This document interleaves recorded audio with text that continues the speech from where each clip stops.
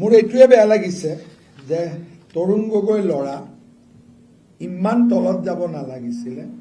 আৰু অহাকালি আমি তেওঁ কম যে গৌৰৱ এলিজাবেথ 786ত 1 লাখ কোটি টকা জমা দিয়া হৈছে এণ্ড সবেই ফৰ্ম কৰিব পাৰে তাতে গৈ মাত্ৰ you have to pay 20,000 rupees অহাকালি কংগ্ৰেছ দল যিমান নিম্ন পৰ্যায়লৈকে নামিব পাৰে সিমান নিম্ন পৰ্যায়লৈকে নামি গৈ কংগ্ৰেছ দলে নিজৰ চৰিত্ৰ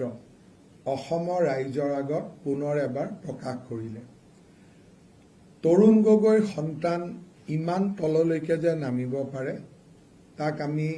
কল্পনাও কৰিব পৰা নাছিলোঁ আৰু মই নিশ্চিত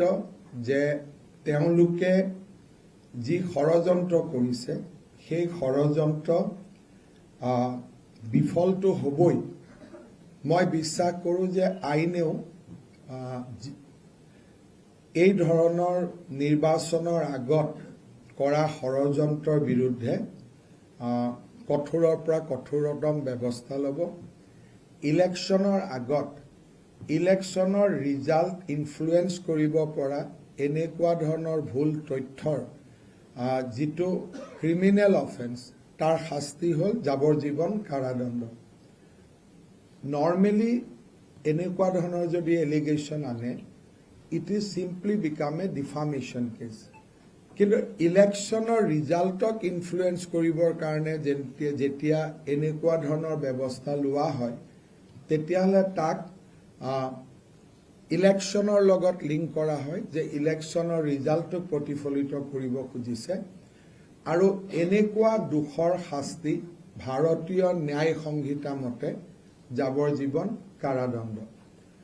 যোৱাকালি নিশা ৰিণিকী ভূঞা শৰ্মাই FIR দাখিল কৰিছে মই নিশ্চিত যে পুলিচে কেছ ৰেজিষ্টাৰো কৰিব আৰু পুলিচে এই ক্ষেত্ৰত নিজৰ সাংবিধানিক আৰু আইনী দায়িত্ব পালন কৰিব কিন্তু গোটেই দিশটোত চিন্তনীয় বিষয় এটা হৈছে পাকিস্তানী এংগল আমি আপোনালোকক ৱেবছাইটত দেখাম যে এই গোটেই ফলছ ডকুমেণ্টছ আৰু গোটেই ফলছ যিটো ডেটা এইখিনি ড্ৰ কৰা হৈছিল এটা পাকিস্তানী ছ'চিয়েল মিডিয়া গ্ৰুপৰ পৰা তাৰ মানে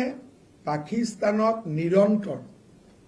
যোৱা কেইটামান দিনত অসমৰ ইলেকশ্যনৰ ওপৰত টক শ্ব' চলি আছে আৰু গোটেই যিখিনি ডেটা কালি তেওঁলোকে ফলছ এণ্ড ফেব্ৰিকেটেড কৰিছে এই গোটেইখিনি ডেটা এটা পাকিস্তানী ছ'চিয়েল মিডিয়া গ্ৰুপৰ পৰা লোৱা হৈছে তাৰ মানে আমাৰ যিটো এলিগেশ্যন আছিল যে অসমৰ ৰিজাল্টক ইনফ্লুৱেঞ্চ কৰিবৰ কাৰণে পাকিস্তান এক্টিভ হৈ আছে এই গোটেই ডেটাসমূহে বা আমি কৰা ৰিচাৰ্চে তাক আকৌ এবাৰ প্ৰমাণ কৰিছে মই যোৱাকালি এই ঘটনাটোৰ ওপৰত মই মোৰ ক্লাৰিফিকেশ্যন দিছিলোঁ আজি আপোনালোকক মাতাৰ প্ৰয়োজন নাছিল কিন্তু ৰাতি উই হেভ ডিস্কভাৰ্ড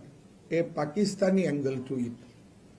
যে গোটেই অপাৰেশ্যনটো পাকিস্তানৰ এটা ছ'চিয়েল মিডিয়া গ্ৰুপৰ পৰা হৈছিল সেইকাৰণে মই ভাবিলোঁ যে আপোনালোকক কথাখিনি দেখুৱাই লওঁ চ' ডেট আমি কোৱা কথাখিনি আপোনালোকে ইণ্ডিপেণ্ডেণ্টলি ভেৰিফাই কৰিব পাৰে মই মোৰ সতীৰ্থ অনুৰোধ কৰিম যে অলপ প্ৰেজেণ্টেশ্যনটো কৰি দিয়ক যাতে আপোনালোকে বুজি পাব পাৰে মোৰ এইটোৱে বেয়া লাগিছে যে তৰুণ গগৈ ল'ৰা ইমান তলত যাব নালাগিছিলে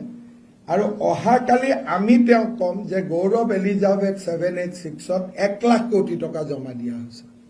এণ্ড সবেই ফৰ্ম কৰিব পাৰে তাতে গৈ মাত্ৰ you have to pay 20,000 rupees ডুবাইৰ প্ৰপাৰ্টি লিষ্টখনত চাব এখনত হোটেল লিখিব নোৱাৰি